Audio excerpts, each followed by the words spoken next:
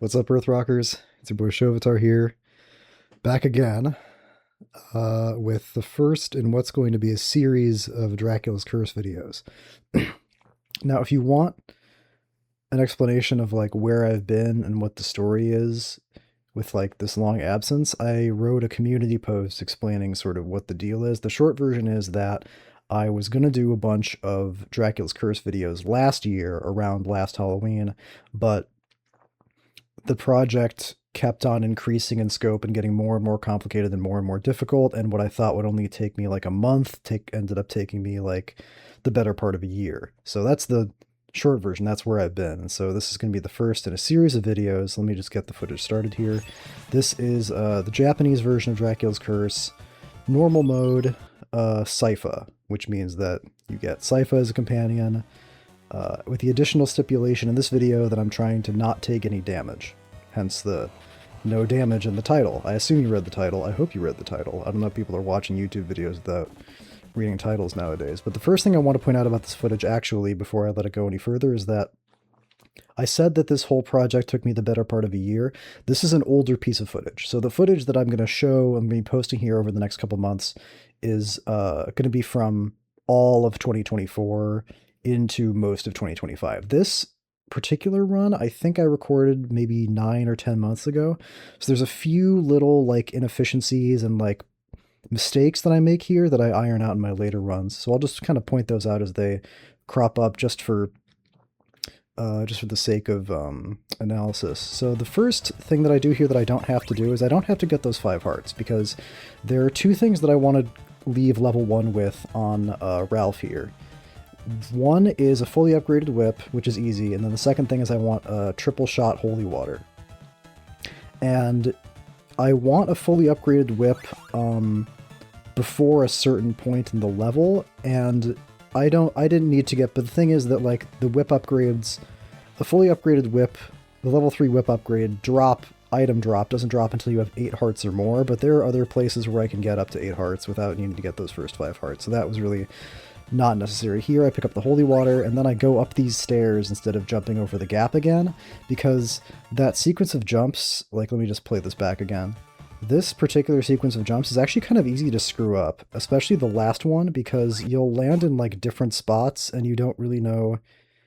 It's easy to accidentally walk off the ledge because you do have to be pretty far off this ledge to make that jump. So in order to just avoid making that mistake, I took the stairs up there, which was not necessary. You're not going to see me do that in any of the other runs. It was just a early thing that I did that I eventually ironed out. So the rest of level 1 is going to be pretty straightforward. It's not difficult to get a triple shot in level 1 by the end of level 1, because there's lots of torches and enemies for you to kill with the holy water on the way here, which is how the shot multipliers drop. And then there's another thing that's going to happen at the end of level 1 I'm going to point out when we get there. Something that's worth noting is that everything prior to this moment is completely scripted and non-deviation. Like everything that happens in the first, like from 101 up to the end of 102, everything's always exactly the same. Starting in this room though, there's a little bit of variation, like where these zombies spawn, and like in the second quest, there's bats here too, but that's not relevant. Where these zombies spawn is like, can be slightly different depending on when you get here. I don't really know what determines it, something about the frame you get to the door, I assume. This part's pretty easy. This is also a little bit slow. You'll see a faster version of this in later videos. But I'm just killing these little gremlin things. Then I kill the turret here, and now I'll just talk a little bit about how weapon drop multipliers work. So generally speaking, the way that you get double or triple shot multipliers to drop in Castlevania games is you kill like 10 items or enemies, and then the 10th thing you destroy will drop a shot multiplier. But it's a little bit more complicated than that, because the shot multipliers will only drop in place of a small heart. So for example, I don't think you'll see it in this level, but like some of these torches will drop hearts and some of them will drop points. So if you want to get a shot multiplier from a torch, you have to get it from a torch that drops a heart. Similarly, just killing 10 enemies won't guarantee that the 10th enemy is going to drop a shot multiplier. You have to get up to like a certain number of things killed, and then the next enemy that drops a heart is going to drop a shot multiplier instead.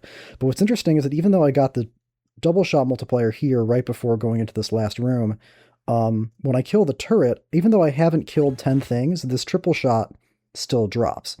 And this is a very important property of the Holy Water, which is going to be more relevant in later runs where I'm playing as like Ralph only or Trevor only, which is that for some reason, and I don't know why this is exactly, if you use Holy Water to kill something and the Holy Water is like ticking for a while, so it's like a high health enemy like a turret or a knight, it will basically 100% of the time drop an item. And that's super important. I'll talk more about that in the Trevor only, Ralph only runs. But for now, I just want to point out that that's why that happened, is because for some reason, killing a knight or a turret with holy water not only guarantees an item drop, but it also like ticks up the invisible like double shot, triple shot, how many things have you killed counter. And so like later in the run, well, it's not going to be in this run, but like I'll talk about that more in later runs. It's just I just wanted to point that out for now. Level 1 boss is very easy to no-hit. You can actually no-hit him without any sub-weapons at all, which you're going to see in a later video, and I'll talk about that more when we get to it. With Holy Water, it's very simple, and you can actually do that even faster if you can stop short of that little ledge that I stopped on. But the problem there is that you have to stop at like a very specific spot, because if you're too far to the left, he'll like walk forward and he won't die. And if you're too far to the left, he'll just stab you and you take a hit, which is not acceptable in this run. And then if you're too far to the right, he'll like walk into you. So it's just a positioning check that I just avoid by going all the way to the left of that ledge. This is another 5 heart drop that I don't need. Hearts are not a big problem in this stage with the strat that I'm doing. And then again, here I think I used 2 holy waters, not necessary. If you just drop 1 holy water at the very top of the staircase, it stuns him long enough that you can go up the second staircase and he's not going to hit you. So when I say the early runs have problems, those are the kind of problems I'm talking about. It's just like tiny little inefficiencies, little mistakes, not really big routing issues. But so far the run is pretty straightforward. Almost no RNG, almost no opportunities to really lose the run prior to this point. Now we're getting to the first big potential point of failure if you're trying to no-hit Dracula's Curse. And this applies to any Sypha run, any run that gets here. Well, actually, no it doesn't, but it applies to this run. Dealing with the owls. So the owls are a big problem because their patterns of movement are predictable, but when exactly they show up is not. So let me just start here as an example, because these two are I always wait to kill these two. And I don't know if I'm going to be able to explain why without showing you the next set of owls, so I'll just actually let this play out and then go to the next set. Okay, so here's the thing. As soon as those eyes enter the screen, an invisible timer ticks down. And once that timer runs out, the owls will actually become tangible like that. They'll like fade in and they'll become attackable, and also, you know, contacting them will damage you, and now you can kill them. The problem is that the length of that timer is random for every owl. And unless you're playing the level perfectly down to the frame up until this point, which you're not, it's going to be different every single time. In fact, it might not even be the level. You might have to play the whole game frame perfectly up to this point to get the same pattern. But either way, that's not going to happen. So you're dealing with random spawn timings. Now, the reason that that's important is because if you want to both not get hit once by these things, and if you're giving yourself a time limit, which the time limit I gave myself for this run was sub 30, which I barely made, you kind of want to go through it pretty quickly. And if you just don't want to get hit, then you can just slow play. You can just trigger them like what I did here. You can just trigger 1 owl at a time, wait for it to fade in, and then jump and whip, like right here. And by the way, I should state that the reason why I started giving myself time limits for these no-hit runs is for exactly that reason, which is that no-hitting Dracula's Curse is hard. Like, it's hard to no-hit any of these Castlevania games. But the thing is that if the only stipulation you give yourself is don't take any damage, then that enables a lot of degenerate, boring gameplay where you're just, like, taking forever to clear everything out one enemy at a time, and it's not fun to watch, and it's not, like, really that skillful, even though you are still technically no-hitting the game, but, like, you're no-hitting the game because you're, like, taking forever to do everything, so it doesn't, like, it's just not as impressive, and it doesn't really, like, test your skills much. Anyway, so that's why I set myself time limits. Back to the owls. So The perfectly safe way to clear out these owls is wait for one of them to spawn in, jump whip, wait for one of them to spawn in, jump whip. So if you wanted to, you could do that all the way through this owl gauntlet. That's not what I want to do. I want to try to go faster. So my strategy is, I'm just going to go frame advance here actually. So my strategy is to wait until this guy spawns in, and instead of whipping him, I run under him and then kill this owl. And then, but I'm not out of the woods yet because, well, I am still in the woods. Literally, but I'm not done worrying about that owl on the left yet because the owls don't just swoop you once. They'll swoop you once, and then if they don't go far enough to the left, they'll come back and they'll swoop you again.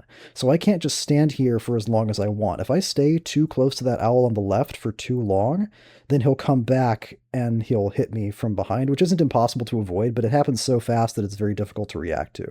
So I just don't want that to happen. So I have to kill this owl, then real quick go forward. Now he's off the screen. Now he's despawned. Well, actually, he can still be spawned in if he's off the screen, but now he's despawned. I'm not worried about it. And then I jump forward and kill this owl. So that's pretty much exactly what I want. I want the first owl to spawn in. Then I want to have time to juke him, to like bait him to swoop down towards me, because even though the timer for when they spawn in is random, their behavior once they spawn in is like deterministic. You can control it, you can predict it. So swoop in, dodge him, kill the second owl, kill the third owl. Beautiful. This guy right here is a gigantic pain in the ass in every category of the game, whether you're going for a no-hit or not, because you don't know when he's going to spawn in, and he's positioned right here over this jump, which means that if you're trying to lose the lowest possible amount of time, what like speedruns will do, what like real optimized speedruns will do, is they'll just jump forward and hope he doesn't spawn in and knock them back. They'll try to just like go past him or kill him right when he spawns in.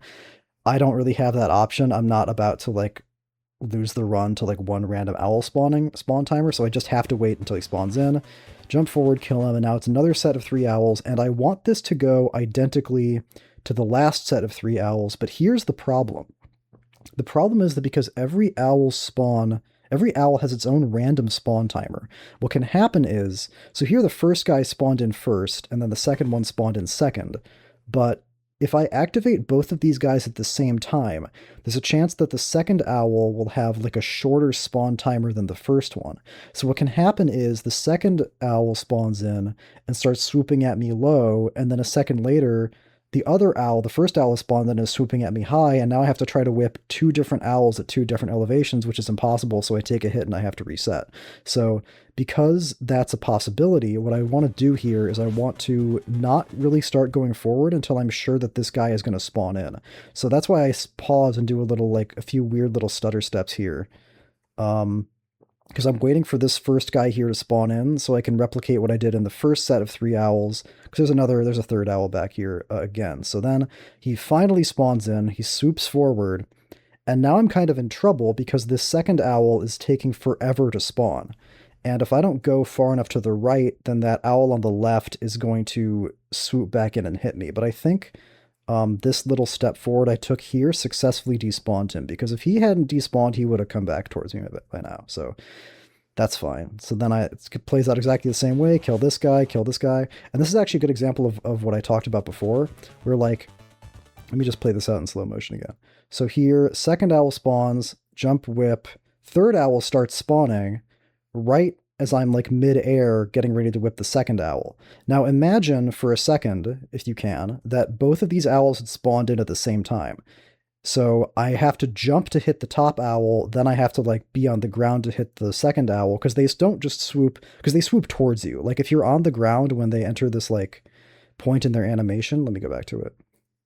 Okay, when they enter that point in their animation, they're aiming for you. That's when they decide where they're going to aim at. So right now he's aiming at me because I'm, or not yet. He's aiming for me now at the top of the swoop, the like pre-swoop animation right here. He's aiming at me up in the air because I'm up in the air. So then I intercept him like that. So the owl section is very complicated if you want to do it fast. There's lots of RNG, very prone to something going wrong.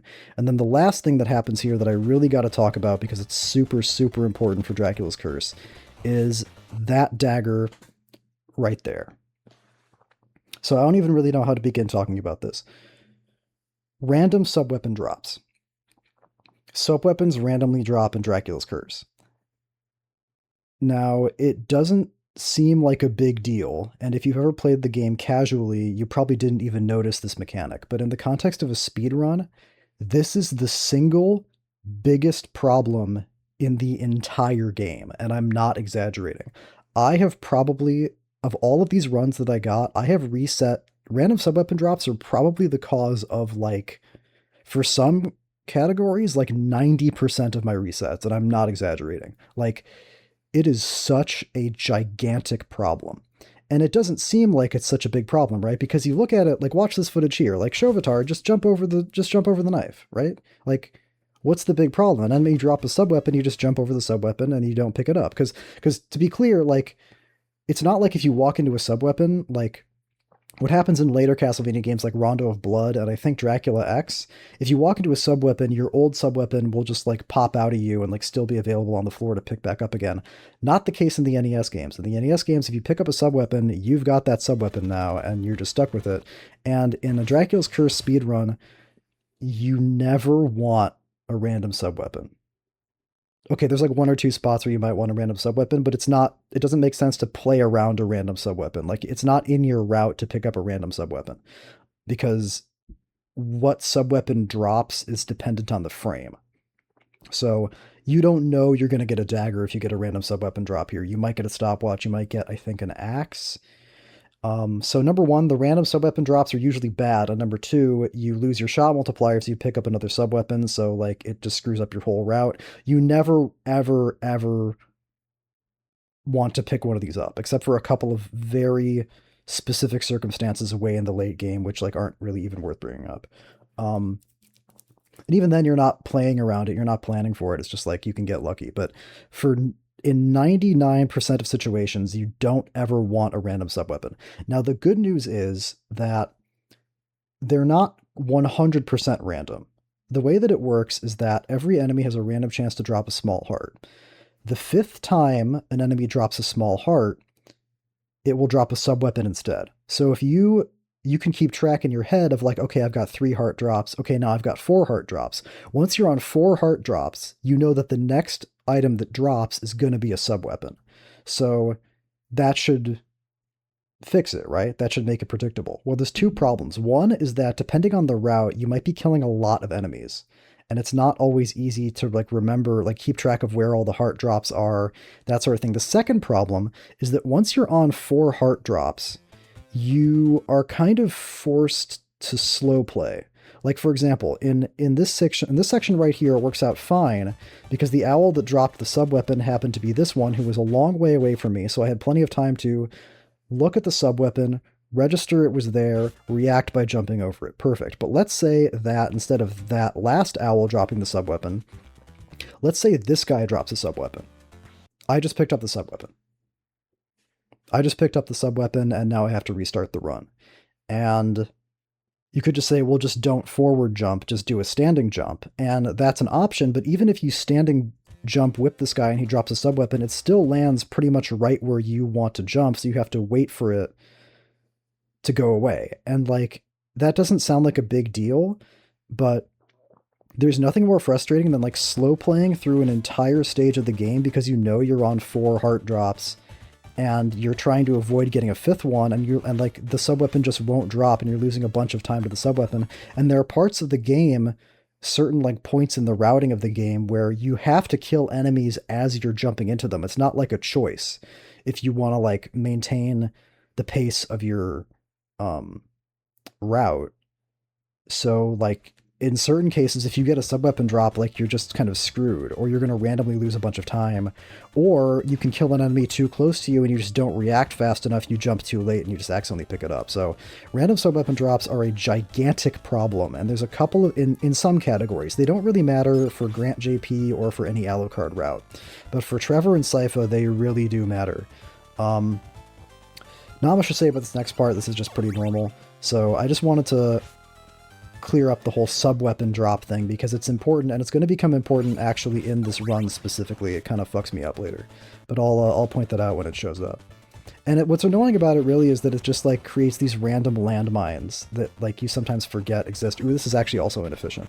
So what you should do here is you should jump off the edge of that second platform because you don't want to spend as little time as possible on the floor with that slow like scripted walking animation because it takes forever. So that's another tiny little inefficiency that I ironed out in my later runs. Anyway, yeah, sub-weapons, giant pain in the ass. Arguably the primary mechanic of any Dracula's Curse speedrun that you have to play around and keep track of. Indescribably frustrating. Perfect example.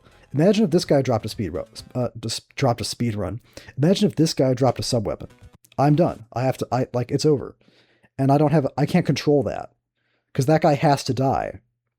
And like how many times am I going to slow play? You know what I mean? So like if you can't autopilot this game. That's what makes it so hard, is that the existence of random sub-weapon drops means you constantly need to be keeping track of like your heart drops, and then you constantly have to be like monitoring your positioning and like remembering things, and like you can't just like turn your brain off and just play the game on muscle memory. You have to constantly be thinking. This is another bit of inefficiency. You can bait that jellyfish to spawn higher, so you'll see that in later runs. But fortunately, the fact that I got the sub-weapon drop out of the way in the Owl Gauntlet means that I don't have to do any kind of slow play in this part of the level, which I would have to do otherwise. So lots of very complicated stuff going on with the owls. Most of the rest of the run is not going to be that complicated, but I'll point it out when it is. You can do this part of the level faster with the cross, which is available in the Owl Gauntlet area, but I want the holy water for a specific boss fight later on. So Trevor, and this is what's nice about these first quest runs as opposed to second quest runs, because in second quest runs you start off with like the companion from the start, and sometimes you don't have like a chance to play as Trevor in level 1 because it like just doesn't make sense from a time limit perspective, from like a speedrun perspective. But on first quest you always have the first 2 levels as Trevor to set up your sub-weapon, which is nice. Not much to say about the Cyclops fight. He's much easier in JP. Swings the hammer much more slowly, much easier to like bait him into swinging it. Lower chance to charge, I think. He definitely seems to charge less often in the JP version. That could be just the gazebo effect, but that's what it seems like to me.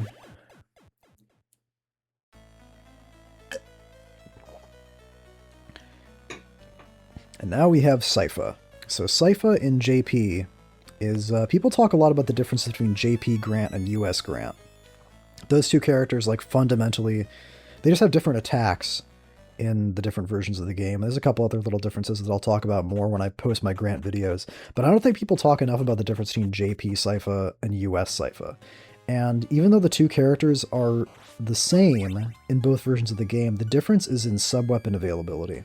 The JP version has so many more chances to get better sub-weapons than the US version, and that makes Sypha so much better. Oh, and I want to point something out here. This is a funny little glitch. So in the JP version only, if you start an attack animation and then swap characters on a staircase, you'll fall through the stairs. So the reason I did this here is because I wanted to throw holy water to kill that sword guy down there easily, because otherwise you have to do kind of you have to like wait for him to like jitter around a bit and then do kind of a tricky jump. Throw the holy water, start the whip animation, swap to Sypha. I'm going to swap to Sypha at some point. This is the spot that makes the most sense to do it because this is a staircase that I can fall down to save a bunch of time. So pretty cool, pretty cool. Unfortunately not doable in the US version. Very sad, but yeah. So JP Sypha gets access to lightning and freeze way before US Sypha does. Well, not way before, but like before to the point that it matters. Like that lightning is not a lightning spell in the US version. And Sypha is really at her best with lightning and especially freeze in the context of a speedrun, because freeze lets her like skip certain things, which you'll see more later in this run for sure. But in the US version, you can't get lightning on level 4 and you can't get freeze on level 4. In the JP version, you can get lightning super early and then you can get freeze in the next room up here, which enables you to skip more stuff early. So it's actually pretty funny that the US version, because I have a Sypha route no hit on the US version too that I'm going to upload later. That's actually a little bit faster than this, which should be a testament to how much better my gameplay got over the inordinately long period of time that I played this game. And just to be clear, like I'm not going to be spending a year playing every game that I play from here on out, because there's way too many games that I want to play. It would take me a million years if I went that hard with all of them. So this part of the level is pretty simple on first quest, just jumping around. Getting freeze on Sypha is really cool, but it means that she can't fight bosses. I mean, she can, but it's really hard to no-hit bosses with just her little cane, so I'm going to swap to Trevor up here. You can no-hit this mini-boss coming up with just Sypha and the cane, but it's just, like, really hard. It's a really specific positioning check, and it's just a... This is also a slightly inefficient kill from Ralph. So I just take the time loss, just so I can kill it more consistently without having to do something really hard. And I should explain what I mean actually by take the time loss, which is that swapping characters in the context of a speedrun is interesting because speedruns count like real time, like the time that you gain control of Trevor to the moment you pick up the orb after you kill Dracula. Anything that happens in between those 2 points of time is going to add to your overall time. So swapping characters when you're standing still, like doing the animation, like swapping between characters, that's time getting added to your total time in the run. And I think it's something like 9.5 or 9.75 seconds to swap to a character and then swap back from the character. So swapping characters only makes sense in a speedrun context if doing so would save you 10 seconds or more. Like if this character could do something, like let's say Trevor could finish a stage and then Sypha could finish the stage 5 seconds faster, it actually wouldn't make sense to swap to Sypha because swapping to Sypha then swapping back to Trevor would be like a 9-second time loss for like a 5-second faster thing. So anyway, the point is it takes time and you don't want to do it unless you have to. Here I absolutely have to switch to Sypha to pick up the freeze spell, and I don't have to switch to Trevor to kill this Medusa mini-boss, but boy oh boy does it make it way easier and way less stressful. And the reason that I need freeze from Sypha is because there's a skip coming up here that's very, very important, which I'm also going to go through kind of slowly. So when Sypha skips stuff with freeze, this is what I mean, is that Sypha will freeze enemies, then jump through platforms to get to higher ones. You'll notice that what I do is I freeze this sword guy here, pick up this lightning tome, conveniently placed in that torch, and there's a way you can do this faster, but I didn't figure out what it was. I had to take 2 jumps to get on that first sword guy instead of 1. But the point is, I now have lightning again. I just had lightning. I got it again. Neither of those lightning tomes are present in the US version. It's like a dagger and an axe, which for Sypha is fire both times. So thanks to the sub-weapon availability on level 4, Sypha becomes much more effective much earlier on. And in level 4, I kind of don't think there's even any reason to swap to Sypha in first quest. If there is, I can't remember it. Anyway, I should talk a little bit about lightning actually and how it works, just so this kind of makes sense to you. So lightning creates these 3 projectiles that will home in on enemies in theory, because it'll home in on enemies, but then it'll also home in on like random hearts that drop, and sometimes it'll home in on like floating platforms. So it's not 100% reliable, but it's good enough to like clear out. Like, look at that, look at that. Let's watch this. Let's watch this together and see what happens. So I really want to use lightning because these birds. So I talked about the owls and how the owls have like a random component to like when they spawn in. I've played Dracula's Curse for, I would say, over 1,500, maybe almost 2,000 hours. And I still don't know how these birds work. Like, I just don't. Like, every time I think I've figured them out, they do something that makes an utter fool of me. So, the short version is, they will fly up, stop, and then swoop down. But they'll sometimes swoop towards your feet, sometimes they'll swoop towards your head, sometimes they'll just swoop straight across the air. No idea what makes them do any of those things. So they're gigantic pains in the ass, and lightning is good at killing them, which is why one of the reasons why lightning is so good. But not perfect, as you'll notice here. So I just said that lightning orbs hone in on enemies. So based on your common sense, you see 3 lightning orbs, and you see 2 enemies on the screen. Logically, you would expect that 2 of these orbs are going to home in on each of these 2 enemies. 1 orb on one bird, the other orb on the other bird. Let's see what happens. So the first orb hits that bird actually kind of by accident because that orb was traveling along its default upward diagonal path. The second orb flies directly up into the sky for no reason, and the third orb flies down into the floor. So as you can see, lightning's supposed functionality is imperfect at best. That one's at least trying to hit it. Okay, it hit it eventually. This is fine. This is fine. All right. That movement is slightly slow. There's a faster thing you can do to get through this room. You can like walk right off the right edge of that first platform and shoot lightning to kill everything, but oh well. Oh well. And so here we have the first monster mash, and the boss fights with Sypha really illustrate a big time loss element of going for a no-hit, because the world record speedrun for this category is, I think, 27... let me go back a bit. It's like 27:47 or something. So this is like over 2 minutes slower. Part of that's just due to like general inefficiencies, like I've already talked about before, and mistakes. But another reason for that is that when you can't take a hit, you have to kill bosses more slowly. Like a regular Sypha speedrun would stand directly in front of where these mummies spawn and shoot one lightning and kill both of them instantly because of a property of lightning that makes it really, really good that I call the lightning shotgun. And this is another thing that only seems to work in the JP version. I think it kind of works in the US version, but it's way harder. It's way less consistent. They changed it somehow. I don't know what they did, but I think they didn't want people doing this. So every lightning orb does 2 whip swings worth of damage. So all 3 lightning orbs hitting the same thing will be 6 whip swings worth of damage, which is a ton of damage. So normally you would have to hit a Cyclops 11 times in the head to kill it, but look at that, boom. And that's only getting hit by 2, boom, boom. And that could be even faster. If I was willing to take a hit, then you can jump into that Cyclops and hit it with like all 3 of those orbs at the same time, and you can 2-shot it.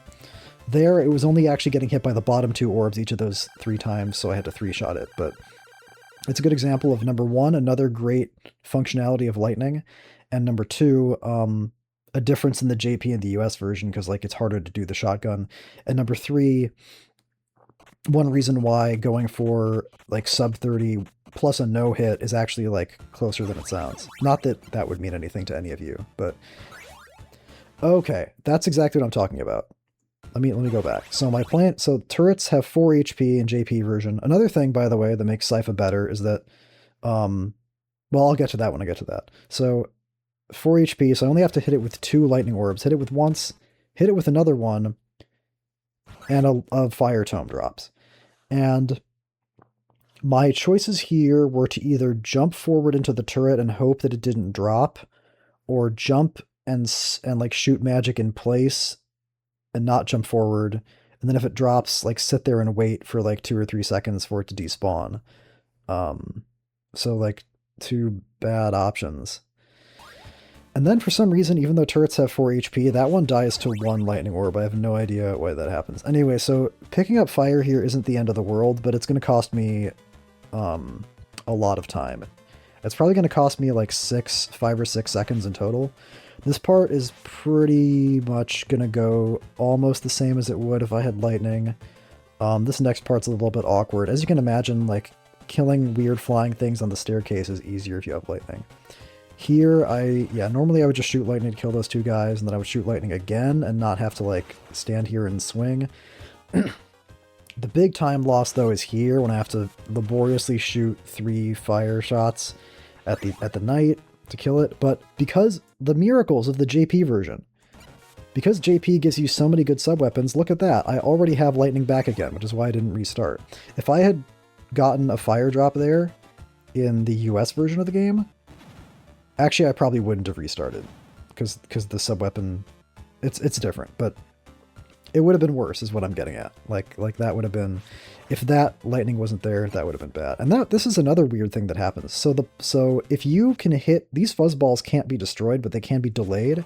And if you hit them with something, they'll like freeze in place for a second. And my plan here is to shoot lightning to like hit them and delay them and then walk up the staircase, but that just doesn't get hit. What were these lightning orbs actually shooting at? Let's find out. Okay, one of them hits the torch, and then once the lightning orbs impact something, they lose their homing properties. So that one's done for. The second one is doing its... Oh, I know what happened. It got distracted by the freeze tome. It like started going towards the orb, but then like when the freeze tome spawned in, it now thinks that the freeze tome is more important and is like trying to hit it, I think. Or no, it's going for the other fuzzball. Okay, so this one was aiming for the other fuzzball, and the first one hit the freeze tome, and the third one just fucked off into the space. So very, very annoying. I did not mean to whip that guy. This is so weird. This is like such a terrible level 5. I remember this. I watched this footage a couple times in preparation for this commentary. Level 5 is really terrible. There's like the fire drop at the start, then all these weird little like movement minutia things. It's actually a miracle that I got my goal time out of this run. Actually, it's not a miracle. I know why it happened, and it happened because of something at the very, very end of the run. And, you know, if I wanted to, I could go back and improve this time, but I would probably only be able to improve it by like 20 seconds, 30 at the absolute most, which sounds pretty good, but there's RNG in this run, and it's not like just the sub-weapon drop RNG. There's like very substantial RNG in the Sypha runs specifically at the very, very end of the run, and it's not like 2 or 3 or 5 second RNG. It's like 10 second plus RNG. It's very, very, very bad. Plus, this has to end eventually. Like I just had to finish this project. I couldn't keep playing Dracula's Curse for the rest of my life. So here's another good thing about I'm not doing it here. Okay, never mind. So the knights have 6 HP instead of 8 HP in the JP version, which makes it easier for Sypha to kill them. This room in the JP version is very nice. It's basically trivial to get through this room without taking a hit in the JP version. In the US version, it's very different.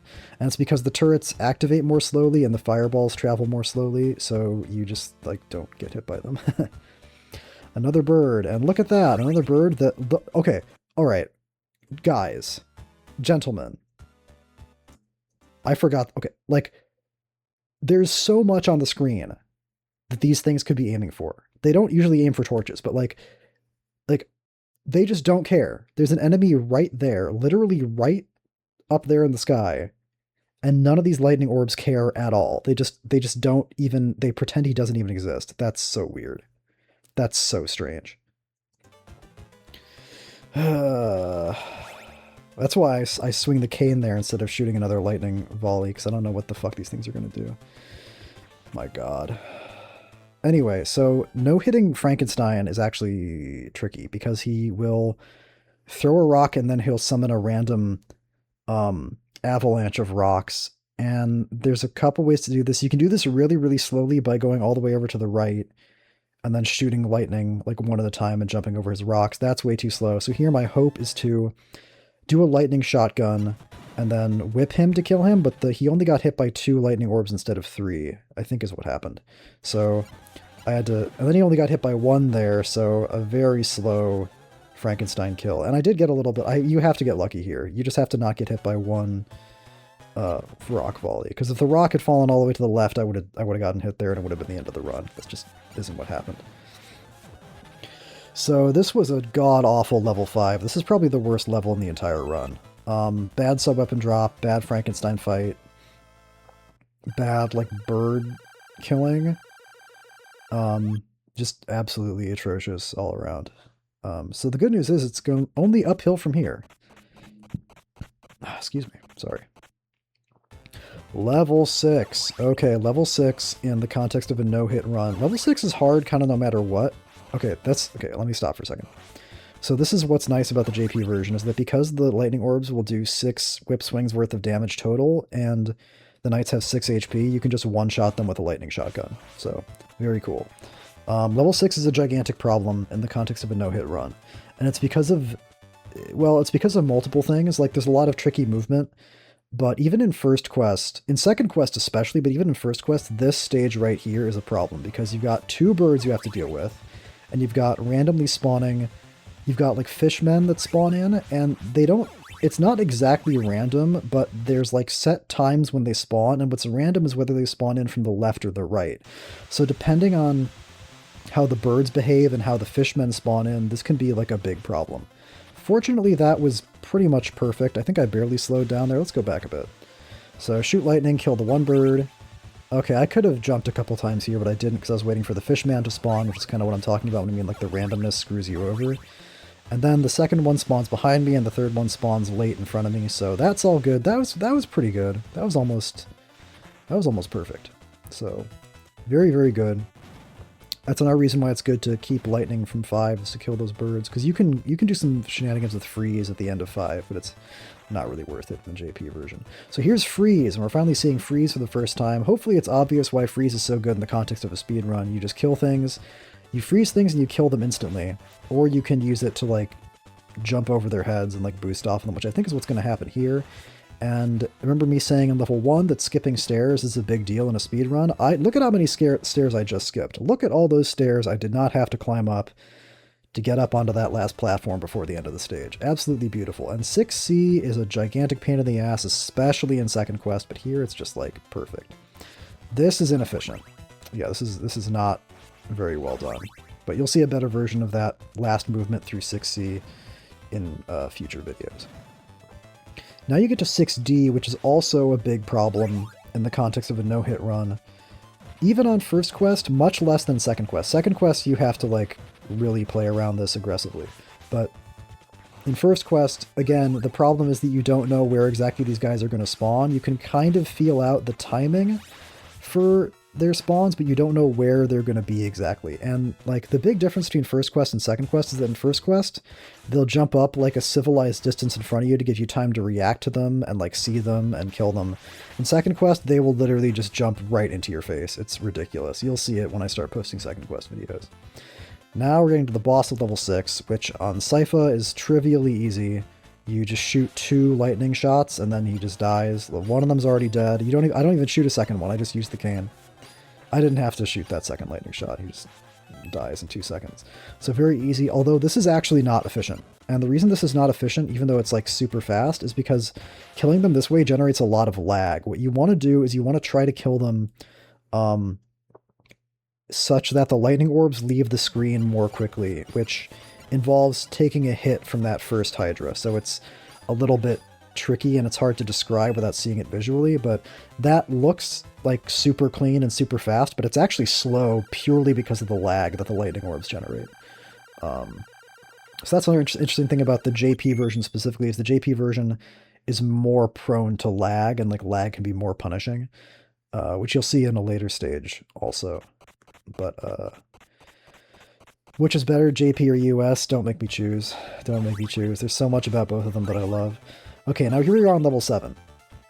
And level 7 is when I start to introduce like some variability into the run, because there's a very risky thing that I don't want to do at the end of the game, but which I am going to have to if I don't get this skip right here, and I don't get the skip. So another thing about the US version, or the JP version, is that these like freeze skips, I don't know if maybe it's just placebo or something, but like I swear to God, these freeze skips are way easier to do in the JP version than they are in the US version, which is the only reason why I even go for that. The idea is that you can jump up onto that gremlin's head and then jump up onto that second platform above and kill the turret, but here I freeze the gremlin too high, don't make the jump. I have to climb all the way up these stairs very slowly, kill these projectiles, blah, da, blah, da, blah, da, blah, blah, blah, blah, and then kill the turret, and it takes forever. So now that that has been screwed up, I'm going to go for something at the end of the run that I wasn't planning on going for to try to get the sub 30. And there's like, there's a million more inefficiencies here that I could stop and point out, like, oh, I should have jumped there, I should have done that, I should have done that, but I'm not going to do that.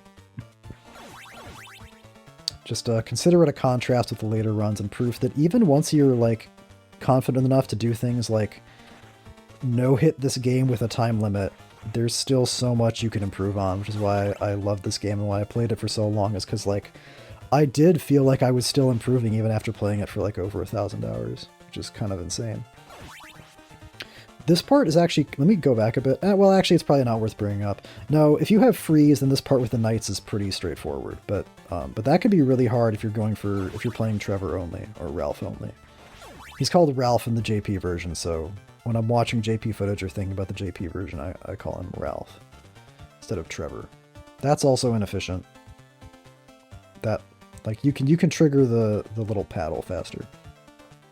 Now we get to the 7B jump, which is one of the tightest jumps in the game. The single tightest jump in the game, in my opinion, is the jump from this platform here to that little flipper. I again, I don't know if I'm imagining it or not, but it seems like it's harder on Sypha because I feel like Trevor has like a wider stance than Sypha does, although maybe not.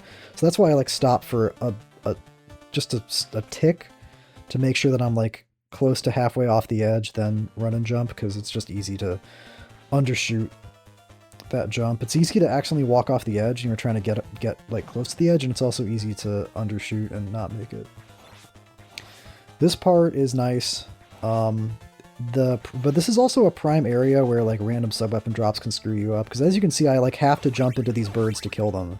Like, because if you stand still and try to like swing at those birds, it like changes their movement, and they'll do some weird shit that you've never seen before, and then they'll just like fucking hit you and you die. So very annoying. So I have a choice here, which is there's a lightning tome in that torch, and my choice here is either pick up the lightning, kill the upcoming boss with lightning, and then clear level 8 with lightning, or hold on to freeze, kill the upcoming boss with Trevor or Ralph, and then finish 8 with freeze. And the reason you'd want to finish 8 with freeze and not lightning is because there's lots of skips you can do in 8 that save you a ton of time. Here I choose to swap to Trevor to kill the boss and keep freeze on Sypha, which I think is the smart play, especially because the fact that I can't take any hits means that killing these bosses with lightning is going to be way slower than it otherwise would be if I could take hits. So this is another like time loss from the no-hit stipulation, which also makes the run harder because now I have to do a bunch of skips in level 8. Have to, you know, if I want to be fast, I have to do it. But this is pretty straightforward. Another set of mummies, which are wimpy as hell in the JP version. Another Cyclops, who's wimpy as hell in the JP version. But the third boss in this second Monster Mash is very interesting, because it's one of the few instances where a difference between the JP, where something in the JP version is harder than the US version. So I'm gonna let this play out once. Actually, I'm just gonna let you guys watch it, and then I'll go back and like describe what's going on. So as you can see, he jumps super fast, barely stays on the ground at all, jumps super fast again, barely stays on the ground at all, and is about to jump again before I kill him. So in the US version, he stays on the ground for way more time. So it's completely trivial to kill this guy in like one jump in the US version. In the JP version, you have a big problem, which is that he actually jumps so fast that it's almost impossible to get under one of his jumps. Like, let me wait till he jumps and then I'll show it. It's almost impossible to get under one of those jumps without getting hit by him, because his hitbox is very large. It's like bigger than he looks, and he jumps so fast you like don't even have time to react to it before he's already like on the way down and about to hit you. So in the US version, he stays on the ground long enough that you don't even have to worry about going under him. You can just like throw holy water once, throw holy water a second time, and then he just dies. It's like pitiful. If you go in with triple shot holy water, the classic Achilles heel of every single boss in Castlevania, just about. But the JP Devil is very hard to kill in the same way because he leaves you so little time to damage him, and because he moves so fast. Because the problem is that the next jump that he does is going to put him up on that platform right above my missing head. Right now I'm just a pair of arms and a pair of legs, but there's supposed to be a head there, and above that head is the platform. The next jump is going to take him up on that platform. Once he's up on that platform, he's like out of my reach. I can't damage him without taking a hit myself, which ends the run. So from a no-hit perspective, I have to kill him right here. And from a, well, I don't have to, because I could wait for him to like slowly jump back down again, but it takes so much time. It loses you like 8 seconds. It's a nightmare. Maybe not 8, maybe like 6 or 7, but it's like super slow. And then in the context of just a regular clear of the game, the next jump that he does is going to be a long jump. So it's going to take him a lot of time to get up onto that platform. It's going to waste you more time. So ideally, you would kill him right here when I kill him. But making that happen is really, really hard, because what you basically have to do is you have to maximize the time he spends on the ground by sort of like stunning him with holy water, which he doesn't literally get stunned by holy water. He gets kind of like tripped up by holy water. So I throw 3 holy waters, whip, whip, throw holy water. And what that 4th holy water does is it kind of like stalls him as he comes down and keeps him in place long enough that I can get in position here to throw more holy water, whip, whip, another holy water, stall, keep him in place, more holy water, whip, whip, and he dies. So it seems pretty simple, but that particular pattern of attacking was the result of a lot of like practice and theory crafting and figuring out how to get that done. Because for a very long time, I thought that you literally couldn't kill him before he got to that platform on the left. And interestingly enough, the world record speedrun for Famicom Ralph does let him get up on that platform, and I don't know if that's a mistake or if that's some kind of weird tactical consideration I don't know about. I like to imagine that I found like a fast kill for that boss that didn't exist before, but I also have a hard time believing that I was able to figure out something that Ohan couldn't figure out.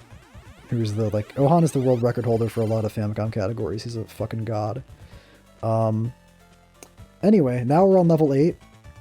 Level 8, we're back to Sypha. Time to freeze and clear everything. Freeze saves you about, it saves you a lot of time on level 8. Number 1, because you can, like, do things like kill that knight more quickly. Well, you can kill that knight pretty fast even with lightning, but it requires a special thing that I'll have to show you when I do the Sypha second quest video, because in the Sypha second quest video I do clean out level 8 with lightning. Here's the first jump. This is so hard. This is like...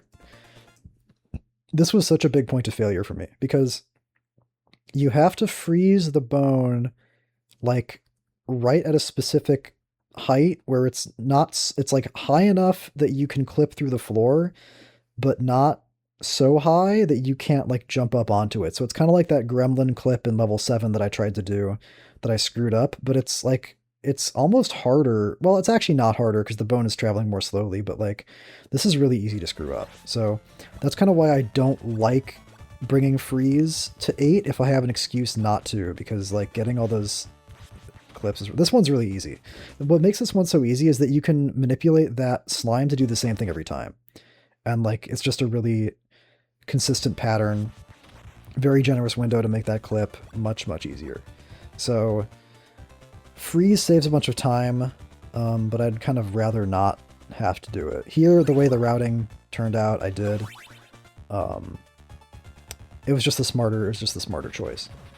Anyway, now I have lightning again, which this lightning actually is present in the US version. This is not a JP only lightning. And I have another interesting choice here, which is, do I hold on to freeze for a glitch you can do at the start of level 9, or do I pick up lightning to kill the Grim Reaper? Obviously I picked up lightning. Shoot. Hang on a sec. Hopefully that didn't look weird on the footage. There's a weird... I'll show it in a different video. There's like a weird thing you could do at the start of level 9 with freeze to like skip something, but it requires you to swap characters again, because you can probably no-hit the Grim Reaper with just the cane, but I'm not going to do that. So I hold on to lightning to kill the Grim Reaper, because again, every time I want to swap back and forth between Trevor and Sypha, it costs me time, so I have to be like strategic about that. I can't just like do it whenever I want. So I make the call to just kill the Grim Reaper with lightning, and this fight actually goes pretty well, I think. Yeah, okay, good. Not perfect, not super clean, because the trick with, even if you're not just using the cane, even if you're using the lightning too, the big trick with killing bosses with Sypha is timing your cane swings so that you're doing it constantly, especially with the Grim Reaper, because like you want to keep him in place as much as you can, and here like my mashing is just not like on pace, so he's getting so far away from me when really he should be pretty much stun locked. Like he should really be like almost stuck in place in front of that platform, but my mashing on Sypha is just not good. Like I just don't have the rhythm down, so it was almost very bad. If he gets away from you like that, it's really, really bad, because lightning gets super confused in that boss arena specifically. In the Grim Reaper boss room, lightning will go anywhere but at the boss. It will do everything it can to not hit phase 2 of the Grim Reaper. It's so frustrating. So now we're on 9-1. This game's a Hunchback Gauntlet, except it's a Gremlin Gauntlet, because in the JP version they're Gremlins, not Hunchbacks. There are so many problems with this. So not with how I play this. I play this pretty much fine, but this is a good example of how the caprice of lightning can become a problem, because here's what you would want to do here ideally. Some of these guys you can kill with just cane swings like this, but if they're too high up in the sky, you want to kill them with lightning. Here's the problem. If there's any lightning orbs left on the screen, you can't shoot lightning again. So if you shoot lightning at one of these guys and all the lightning orbs disappear, that's great. But if you shoot lightning at these guys and one of the lightning orbs is like on the screen when you don't want it, like let me do frame advance here real quick. Like I want to shoot lightning right here to hit that high gremlin up there in front of me, but I can't because the lightning orb is still on the screen. Now it's off the screen and I have time to do it. But if that lightning orb had misbehaved like a little bit more and stayed on the screen a little bit longer, it would have been a problem because I would have had to stop and then cane the thing as it hit the ground, and then like the one behind me would have caught up and it would have been slow. So that's why clearing this with lightning looks beautiful. It looks like perfect, but you have to watch lightning very, very closely because it can absolutely fuck you in that situation. So that's why using freeze to like glitch out the staircase and skip this part is preferable for multiple reasons. This is also a prime example of when sub-weapon drops can fuck you because like, okay, let's say that you get to this part and you're on 4 drops and you know that the next heart drop is going to drop a sub-weapon. What do? Do you stand still for every single one of these guys and slow play the hell out of this and lose like 10 seconds for no reason? No, you can't do that.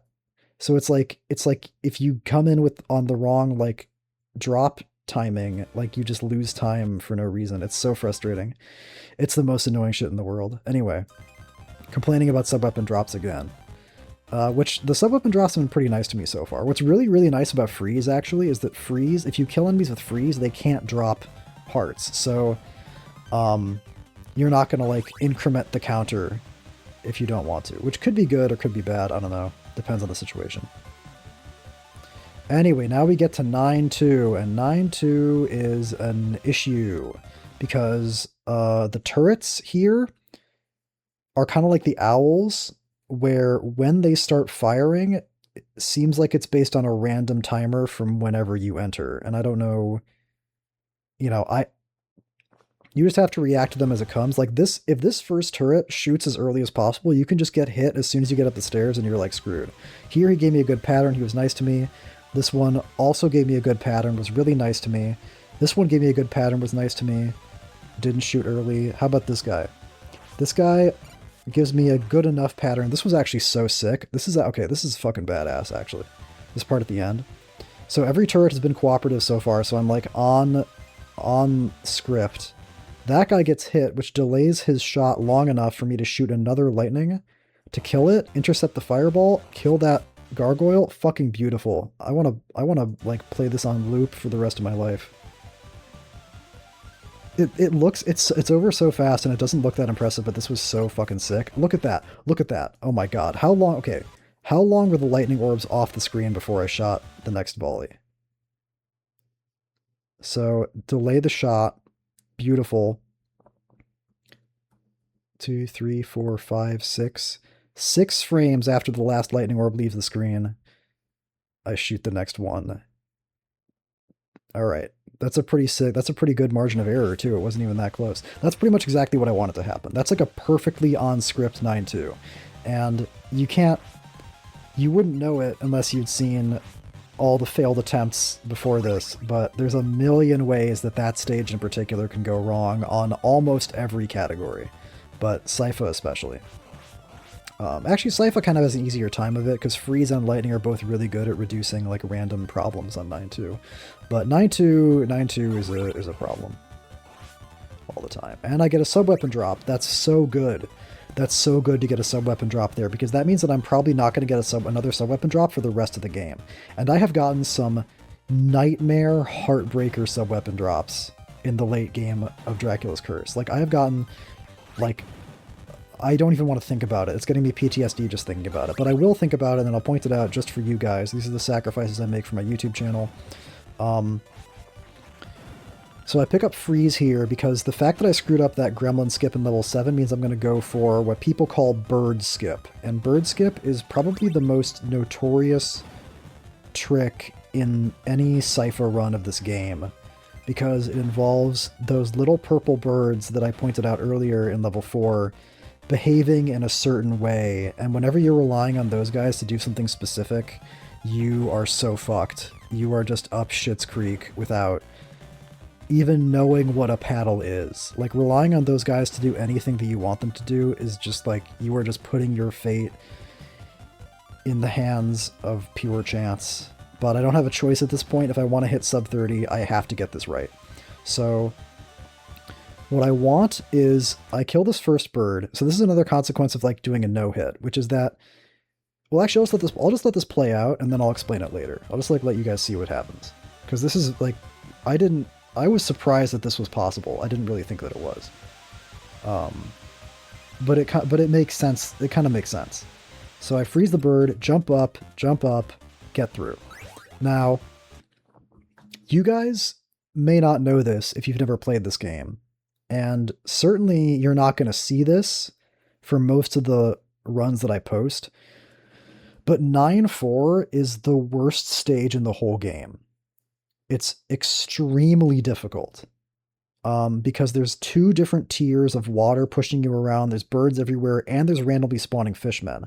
So now imagine that in the context of a no-hit run, and you have like an absolute nightmare, like the graveyard of attempts for no-hit. 9-4 is just like such a filter. It kills so many runs. It's so awful. And plus, like, because you're constantly having to move forward against these like rushing currents, it's really easy to accidentally pick up sub-weapons from dead enemies. So skipping this stage is super, super, super important. It saves a ton of time, especially if you're going for a no-hit, because you're going for a no-hit, you have to stop and kill every single bird, which like can take a completely random span of time, which is why I decided I had to go for this skip, even though I hate it, was because I'd screwed up so much other stuff earlier. I had a bad 5, missed the jump on 7, or missed the gremlin skip on 7, so I have to go for this. Because I'm going for a no-hit, though, I don't want to deal with 2 birds at once, so I kill 1 bird. Normally, when people do the bird skip here, they keep both birds alive to maximize the chances of a bird getting into position early. Because, and I can't stress this enough, nobody seems to know how the hell these birds work or what makes them decide to do what they do. It seems like there is a certain like set of decisions they'll make based on like your position and based on a couple of other factors, but which specific decision they make is completely in the hands of fate, of luck, and like nobody knows what goes on inside these things' heads. It's a complete mystery. So not only am I trying to do this skip that's hard because it's like a tight timing thing and is dependent on a certain AI behavior, but I only have 1 bird to do it with because I have to kill the second one, because trying to deal with 2 birds at once is way too risky in the context of a no-hit. So I need this guy to cooperate, and I need this guy to cooperate fast in order for this to still get the sub 30. Thank God he does. Thank God I hit this. Which freezes the river, freezes the bird, and thank God this is so much easier in the JP version. Look at how far above this bird I'm standing right now. Look at how high up this bird's hitbox is. That's like, you could stack another bird on top of that bird, and it still wouldn't be hitting the bottom of my feet. So this is so much easier in the JP version. The US version, this is way harder. The bird's hitbox is much less like weird, which you'd think would be an improvement, but in the context of this trick in particular makes this way harder. So this is the only reason I even go for this. I don't go for this at all in the US version because I hate it, even when it's easy in JP. So I hit the trick and then I get the hell out of there before he decides to dive bomb me. And the run has officially been salvaged, thanks to the intercession of, who was the god of luck in ancient Rome? Was it like Hermes? I don't remember. It kind of seems like it would be Hermes, maybe not. Oh, but now I get the final fuck you from the game, which is the doppelganger. So, okay, let me go back a bit. So, the doppelganger is notoriously uncooperative at the best of times, and if you want to no-hit the doppelganger, you need to cheese it. You need to stun lock it with holy water, or get out of the way and like spam some sub-weapon at it. In the context of a Sypha run, you have 2 options. You either come in with lightning on Sypha, which is not an option because I needed freeze to do the bird skip, or you come in with Trevor and stun lock it with holy water. Now, the bird skip, if it's a good bird skip, it's actually so fast that swapping to Trevor to kill the doppelganger is actually still like okay. It's still worth it to keep freeze into 9-4. Because it's just so fast. So you can like take the time loss of swapping to Trevor to kill the doppelganger and it's okay. But the doppelganger decides, and normally what you do is you stand on the center platform, he jumps into the center platform, and you stun lock him with holy water, but he decides he's just going to stand there and mess around and burn like 5 seconds, 6 seconds for no reason. How? Okay, let me go. I'm so mad. I'm so mad at this dude. So I go in at 331. The in-game clock isn't 100% accurate, but I'll use that as an estimate. So I go in at 331. I should have started hitting him at 329. I don't start hitting him until 322. Okay, so I lose like 7 or 8 seconds from him just fucking around. And like that could have fucked me out of the run too. Like this is 29:56. Like that's like not a comfortable margin of error. That like absolutely could have been like ended the run right there. That's so frustrating. And I don't know if you can do anything about that. I think the doppelganger is kind of like the birds where like you kind of know how they work, but if they really want to, they can just completely fuck you up. This is slow. You can ignore that bird. If you just like jump down and keep going, it's very unlikely that he'll hit you. But very unlikely is not 0%, so I guess I figured I would just be safe and slow play again. This is not a smart way to do this. Doing this specific pattern doesn't matter at all in the US version, but in the JP version there's a lot of lag in the first half of this auto-scroller, so you want to keep those Medusa heads off the screen as much as possible. And I should explain the general strat actually for this auto-scroller, which is to stay at the top of the screen the whole time because the Medusa heads will spawn at the same altitude that you're at. And so if you're close to the top of the screen, as it's like consistently moving downwards, they'll basically spawn and then immediately like swing upwards into the top of the screen and then despawn. So they just disappear and you don't have to worry about them. So this is like 100% consistent. There's no variation here, no RNG, no problems at all. But it was still slower than it should have been because I could have taken different movement at the start to reduce lag, but not a huge deal. And the lag is only a problem at the start. By the time you're like halfway down, it stops lagging so much. This was really interesting. Let me see this. So here's another stairway glitch to get down faster. Shoot fire, hit it a couple times. That's another turret that's inexplicably weaker than turrets should be. I don't think it should have died that fast. 1 fire, 2 fire, beautiful. I think that could have been done a little bit faster. I maybe could have thrown a holy water while I was still on the staircase to like kill that turret, but that's fine. Not a huge deal. Kill the spider, kill the skeleton. And at this point, I'm pretty much good. There's actually one more thing that can go wrong here, which is that if this skeleton drops a different subweapon, I'm fucked. Because in the US, because you want, on Sypha, you want fire to fight Dracula. Fire is by far the best tool for Sypha to fight Dracula with. You actually, well, in the JP version, you can do it with lightning, but it's harder, so I didn't go for that. So I want fire, and in the US version, you can get fire like right before Dracula, but in the JP version, it's lightning right before Dracula. So I need to keep fire, which is why I got fire all the way back at the end of 9.4. Let me go back to that real quick. The reason it's the reason I picked up fire here was because I need fire for Dracula, and this is actually the last place I can get it. You can get fire in the first room of level A, but you have to, it's like right next to that whip skeleton. It's not like, I don't want to go for that. So I'd rather just pick up fire on the way out of 9.4 and then have it for the end. In the US version, there's like an axe, there's like a dagger right before him, and then like there's 2 axes on level A, and there's like holy water. There's like a fair amount of sub-weapons in the US version here that are actually useful. Because generally, if you're killing Dracula with Trevor, you want the axe. And then if you're killing Dracula with Sypha, generally you want fire. Can be done with the cross, or can be done with lightning, but I only really know the fire strats. And now we're in the home stretch. And there's one last big potential point of failure for me to get past, and that's phase 1 of Dracula. And this is one of the really interesting differences between the JP version and the US version, which is that, I'm going to pause here. Generally speaking, in the context of a casual playthrough, Dracula is easily way harder in the US version.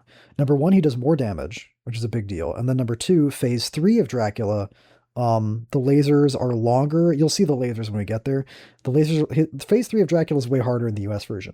But interestingly, phase 1 of Dracula in the JP version is like surprisingly, I can't say that he's like difficult exactly, because JP Dracula does like no damage. He'll do like 2 ticks of damage to you, even in second quest, and you have like 16 HP, so he's like barely tickling you. But he is very hard to deal with because he teleports, he does everything faster. Like he summons these fire pillars way, like that, everything that just happened way faster than it would have in the US version. Let me go back to that. And that means that, and because you want to kill, so the way that phase 1 of Dracula goes is that he'll summon fire pillars, teleport, summon fire pillars, teleport, summon fire pillars until he dies. And you want to kill him before he teleports. So you want to kill him, which means in the JP version, you have to kill him very fast, which on Sypha means you need to hit him with 5 fire spells, like almost as fast as you possibly can. So this is the last big thing that can screw up, because it's very easy to accidentally hit B before the fire spell completely disappears, because like the lightning spell, if there's any pixels of a fire spell left on the screen, you can't shoot another one. So the margin of error, it's very easy to like mess up an input and accidentally shoot fire before you can, which will fuck you up, because then you'll just swing the cane and you'll waste time and you won't be able to kill him before he teleports. So this is very close. Well, actually, the way that it played out, I got it like pretty much exactly what I wanted to, but this is really hard and it's really easy to screw up. So let me go back. Yeah, 1, 2, 3, 4, dodge, 5. Perfect. All right. Exactly what I wanted. Very, very tricky. And if you don't get the teleport there, if you don't kill him there, like he's going to hit you and then you have to reset. So that's a big deal in a no-hit run. It's a big deal in a speed run, but it's an even bigger deal in a no-hit run. Phase 2 is surprisingly easy. Like, efficiently killing this thing is pretty difficult in a lot of different categories, but for Sypha, you just like spam fire over and over again and he just dies. And what's interesting is that like the way this guy works generally is that when you damage one of the faces enough, it like deactivates, but you don't have to deactivate every face for him to die. You just need to like do enough damage to his health overall. Because you'll notice that at the end here, he still has 2 faces alive, but I only hit the second one, and he dies anyway. So, like, you don't have to kill every single face to kill him. You just have to, like, do enough damage to him overall. And there's a very specific sequence here where it's, like, jump fire, jump fire, jump fire, cane. And that's important because if you don't hit him with that cane there, then he'll be, like, just shy of dying at the end. And he'll be, like, too far out of the sky. You have to wait for him to come back down. Big fat mess. So this is like also pretty much a perfect kill. I'm sure it's not 100% perfect. I could probably be doing these jumps faster, but no mistakes anyway. And now phase 3 is mostly pretty easy. I'm just going to let this play out, actually. In the JP version, it's mostly easy. There's only one thing that can really go wrong at the start. So there you go. Dracula dead. Huzzah, huzzah. Okay. So you have to hit him 8 times, and the way that phase 3 of Dracula works, generally, let me get some water.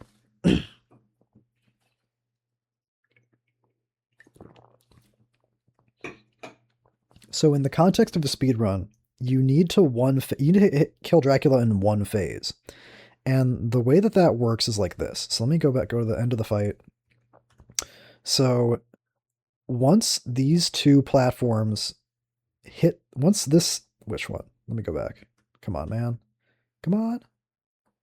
Okay.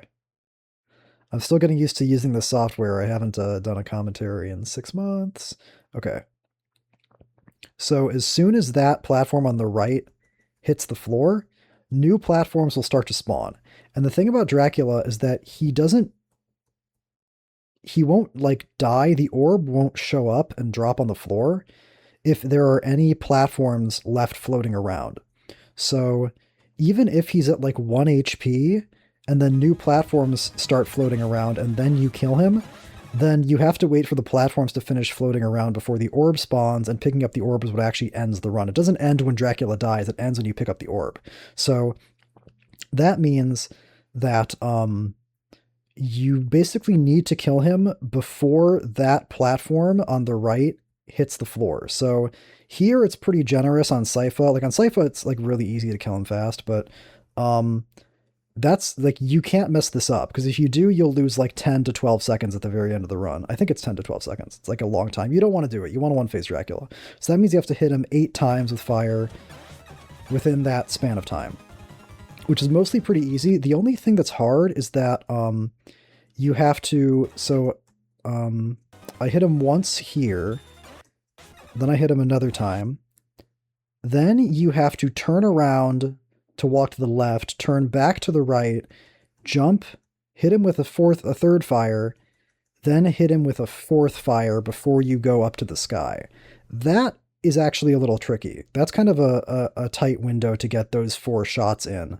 And what I specifically messed up a lot of times is I would like run over to the left and then like hit up and B before I turned around, or like before I jumped, because I was trying to get it done so fast. So here you just have to like keep your cool and like not choke at the end. Basically, there is kind of one last little mistake you can make to end the run on Dracula, but other than that, that's pretty much it. This part's trivial. In JP version, those little dinky lasers can't go above him, so like if you're on a platform above him, you're completely safe. So now it's just, you know, shooting fish in a barrel or shooting birds in the throne room. Boom, boom, boom. That's the end of the run. 29:56. Messy. Messy. Inefficient. Not that good by my crazy ass standards, but good enough for me to say, okay, I'll just accept this footage and I'll post it, and I won't spend another 3 weeks of my life. It probably wouldn't be 3 weeks, but 2 weeks. Another 2 weeks of my life trying to improve it by a little bit, because nobody really cares except for me. And that's the run. So, of the various different categories of Dracula's Curse that I've run, this one is okay. It has a lot of things that are frustrating to me. I don't really like the freeze skips in 8.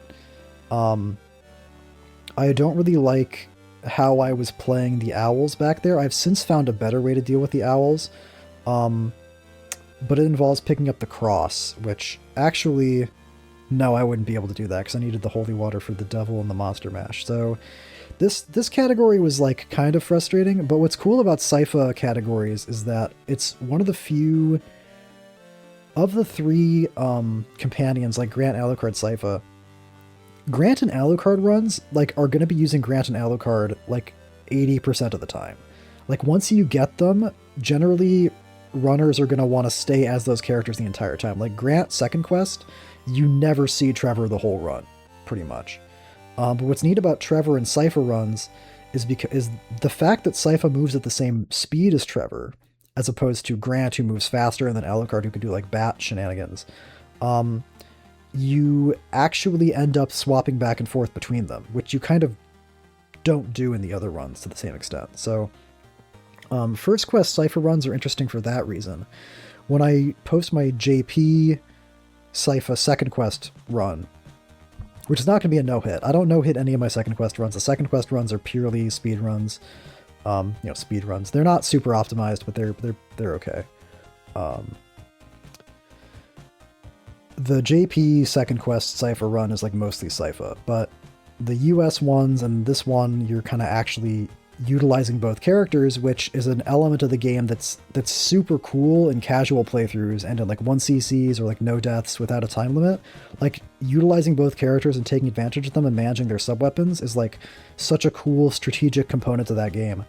But that's kind of lost once you get up to the speedrun level for the most part, but the Sypha run kind of like keeps it in. It does mean that you don't like gain that much time compared to a Trevor only run or Ralph only run, but